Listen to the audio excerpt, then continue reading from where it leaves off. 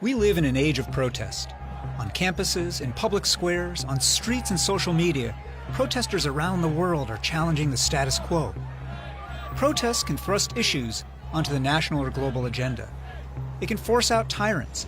It can activate people who have long been on the sidelines of civic life. But while protest is often necessary, is it sufficient?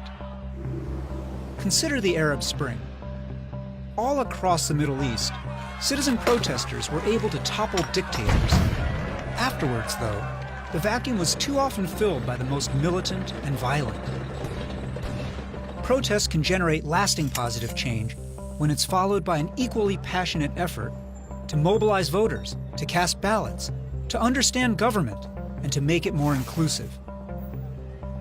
So here are 3 core strategies for peacefully turning awareness into action and protest into durable political power. First, expand the frame of the possible. Second, choose a defining fight. And third, find an early win. Let's start with expanding the frame of the possible. How often have you heard, in response to a policy idea, "That's just never going to happen"? When you hear someone say that, they're trying to define the boundaries of your civic imagination. The powerful citizen works to push those boundaries outward, to ask, what if? What if it were possible? What if enough forms of power, people power, ideas, money, social norms, were aligned to make it happen? Simply asking that question, and not taking as given all the givens of conventional politics, is the first step in converting protest to power. But this requires concreteness about what it would look like to have, say, a radically smaller national government, or, by contrast, a big single-payer healthcare system. A way to hold corporations accountable for their misdeeds, or, instead, a way to free them from onerous regulations. This brings us to the second strategy, choosing a defining fight. All politics is about contrasts. Few of us think about civic life in the abstract. We think about things in relief, compared to something else. Powerful citizens set the terms of that contrast. This doesn't mean being uncivil. It simply means thinking about a debate you want to have on your terms over an issue that captures the essence of the change you want. This is what the activists pushing for a $15 minimum wage in the US have done.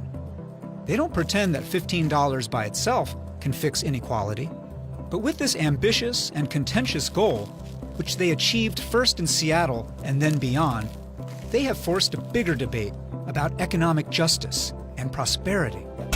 They've expanded the frame of the possible, Strategy 1, and created a sharp, emblematic contrast, Strategy 2. The third key strategy, then, is to seek and achieve an early win. An early win, even if it's not as ambitious as the ultimate goal, creates momentum, which changes what people think is possible. The Solidarity movement, which organized workers in Cold War Poland, emerged just this way. First with local shipyard strikes in 1980 that forced concessions. Then, over the next decade, a nationwide effort that ultimately helped topple Poland's communist government.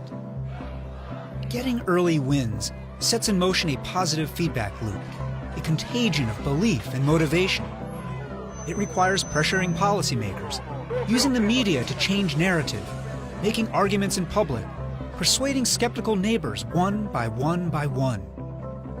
None of this is as sexy as a protest, but this is the history of the US civil rights movement, of Indian independence, of Czech self-determination.